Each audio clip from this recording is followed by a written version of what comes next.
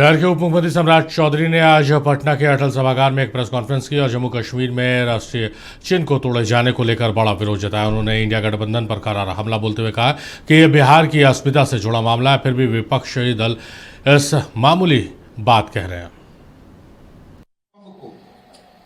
जिस तरह अपमानित करने का काम कश्मीर में किया और महागठबंधन के लोगों ने ये कहा कि ये मामूली बात है, ये अत्यंत ही दुर्भाग्यपूर्ण है।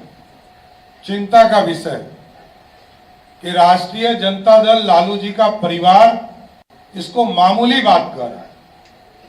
इसलिए मैं लालू प्रसाद जी से पूछना चाहता हूं, उनके परिवार से पूछना चाहता हूं कि आप अपनी बातों को हल्के में रखेंगे या इस बिहार के सम्मान के लिए लड़ेंगे। राष्ट्रीय प्रतीक जो भी विरोध करता है इस देश में वो राष्ट्रद्रोही है। राष्ट्रद्रोही पर कार्रवाई का मांग क्या कांग्रेस पार्टी, राष्ट्रीय जनता दल और लेफ्ट के झंडे वाली पार्टियां करेगी क्या? लेकिन जिस तरह का बयान राष्ट्रीय जनता दल के द्वारा कांग्रेस पार्टियों के द्वारा दिया जा रहा, यह अत्यंत ही दुर्भाग्यपूर्ण है और चिंता का विषय है। इसलिए साथियों, मैं जरूर आग्रह करूंगा कि सबको भारत के सभ्यता के साथ, संस्कृति के साथ, राष्ट्रीय प्रतीक के साथ जो लोग भी विरोध में हैं उनके खिलाफ राष्ट्र विरोधी कार्य का कानून के तहत कार्रवाई की जाए, उसको जेल के अंदर रखने का काम किया जाए। राष्ट्र के हित में भारत बचेगा तब बिहार बचेगा, भारत का प्रतीक बचेगा तब बिहार बचेगा, भारत की अखंडता बचेगी तब बिहार बचेगा। इसलिए जिन लोगों ने भारत के राष्ट्रीय प्रतीक के साथ खिलवाड़ किया है उसके साथ कठोर कार्रवाई किया जाए, ये मांग मैं करता हूं। किसी व्यक्ति की तो बात हो रही है। कांग्रेस पार्टी इसी तरह गोद में ही उठ के चलती है। अभी 4 दिन तक यहाँ 55 साल का जो बच्चा था वो बेचारा घूमा यहाँ 1400 किलोमीटर, 14,000 किलोमीटर नीतीश जी के, मोदी जी के रोड पर। वो मलेशिया निकल गया है, वो अलगे टूरिस्ट है और यहाँ तो टूरिस्टे भरे हुए हैं। तो चुनावी साल में मुद्दों की भरमार है बिहार में। हम सीधे रुक करेंगे, लाइव हमारे सहयोगी मरगूब हमारे साथ फोन लाइन पर लाइव जुड़ रहे हैं, उनसे जाने समझने की कोशिश करेंगे। मरगूब, बहुत सारे मुद्दे हैं बिहार की सियासत में, लेकिन इन दिनों जो हाल के दिनों में जिसको लेकर प्रेस कॉन्फ्रेंस हो रहे हैं, जिसको लेकर बंद कॉल किया जा रहा है, जिसको लेकर भारी विरोध हो रहा है, ये मुद्दे कितने आप जस्टिफाई करते हैं बिहार के चुनाव और बिहारियों के लिहाज से? क्योंकि दूसरी तरफ की जो तस्वीरें हैं कि जेडीयू कार्यालय हो, बीजेपी कार्यालय हो या फिर मंत्री हैं, उनका घेराव किया जा रहा है अपनी मांगों को लेकर, तो उन मांगों की चर्चाएं नहीं हो रही है, विपक्ष भी उन्हें मजबूती से नहीं उठा पा रहा है।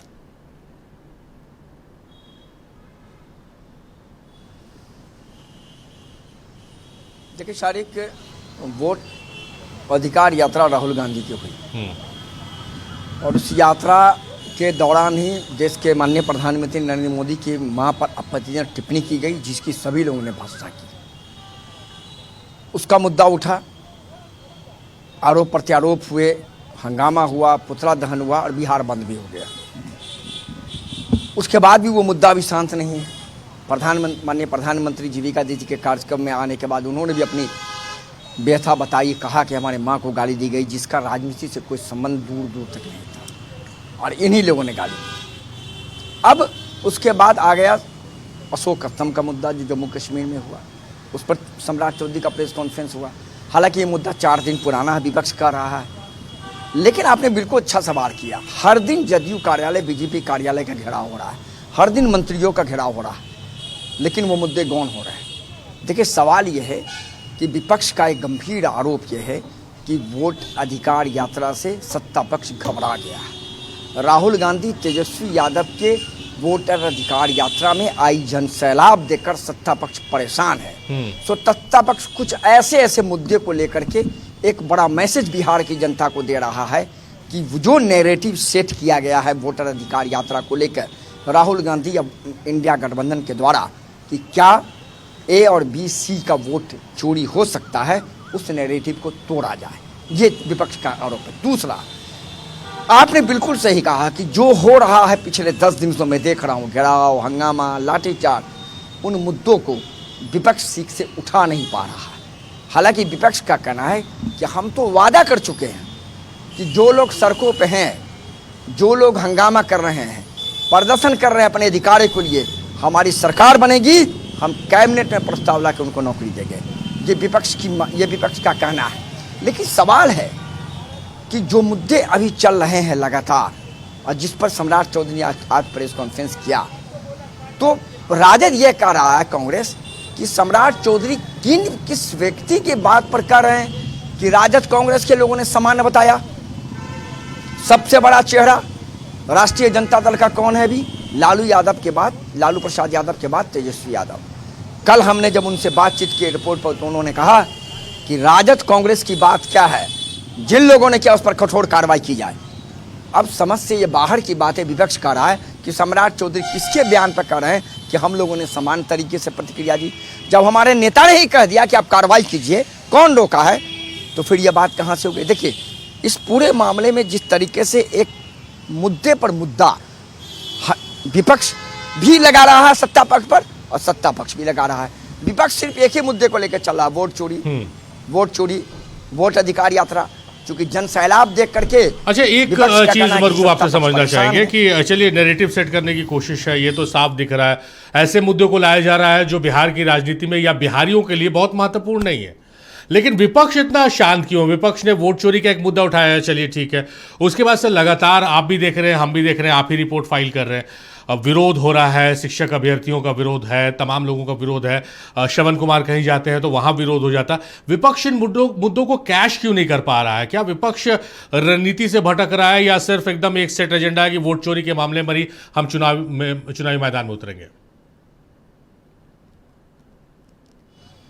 देखिए, सवाल बहुत अच्छा है तारिक आपका। विपक्ष का ये कहना है कि हम तो वादा कर चुके हैं, कि अपराध हटाएंगे, हम वादा कर चुके हैं कि शिक्षा व्यवस्था अच्छा करेंगे, स्वास्थ्य व्यवस्था अच्छा करेंगे, हम ये भी कह चुके हैं कि हम लाखों लोगों को नौकरी देंगे और जिन लोगों को नहीं मिला है हम उन्हें भी नौकरी देंगे। तो विपक्ष अपने वादों पर करा के हमारे हैं, इस सरकार पर कोई फर्क पड़ने वाला नहीं है। सरकार लाठीचार्ज पर लाठीचार्ज कर रही है। अभी आपको पता है, पिछले बार भी परिचारी संघ पर लाठीचार्ज हुआ, हंगामा हुआ, प्रदर्शन, उस वीडियो को हमने दिखाया, कई लोग सड़क पर गिर गए, घायल हो गए, फिर आज उन लोग का हंगामा हुआ था। हमारे सहयोगी आज सचिन ने एक रिपोर्ट किया लाइब्रेरियन को लेकर, वहां हंगामा हुआ। तो विपक्ष कह रहा है कि हम तो इनके साथ खड़े हैं, चूंकि चुनाव का समय है, तो स्वाभाविक है जब चुनाव का समय है तो हम इनके साथ प्रदर्शन में तो जेडीयू कार्यालय जा नहीं सकते, हम इनके साथ प्रदर्शन में बीजेपी कार्यालय जा नहीं सकते। लेकिन सवाल आपका ठीक है, क्या इस पर एक प्रेस कॉन्फ्रेंस नहीं हो सकता है? क्या विपक्ष सिर्फ वोट अधिकार यात्रा पर ही जाकर अटक गया है कि वोट अधिकार यात्रा की सफलता विपक्ष को दिखाई दे रही है, लेकिन जो तार्किक मुद्दे हैं, जिसको लेकर लोग सड़क पर हैं, लड़कियां सड़क पर हैं, महिलाएं सड़क पर हैं, और आज नीतीश कुमार की सरकार ने आंगनबाड़ी सेविकाओं का मानदेय बढ़ाया, लेकिन गर्दनी बाग में हजारों आंगनबाड़ी सेविका हैं और कहा कि नीतीश कुमार के इस प्रस्ताव को हम खारिज करते हैं, हम अंतिम दिन तक लड़ेंगे जब तक हमें 18,000 रुपये प्रतिमाह वेतन नहीं मिलेगा।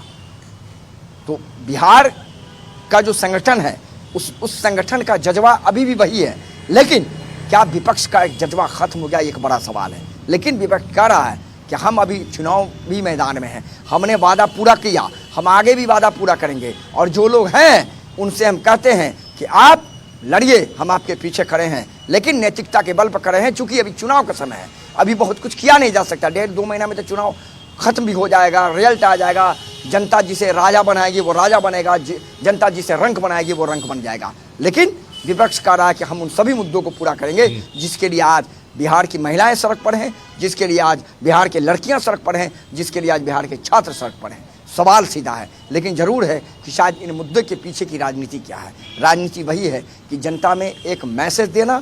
राहुल गांधी, तेजस्वी यादव ने अलग मैसेज दिया, नैरेटिव सेट किया कि वोट चोरी होगा, वोट जो चोर हैं, जो वोट ही चोरी कर रहे हैं, शायद उनको सत्ता में नहीं आने देना है। लेकिन सत्ता पक्ष ये कह रहा है कि आप देश के प्रधानमंत्री के मां को गाली देते हैं, ये पूरे महिला का अपमान है। एक बड़ा मैसेज देने की कोशिश की।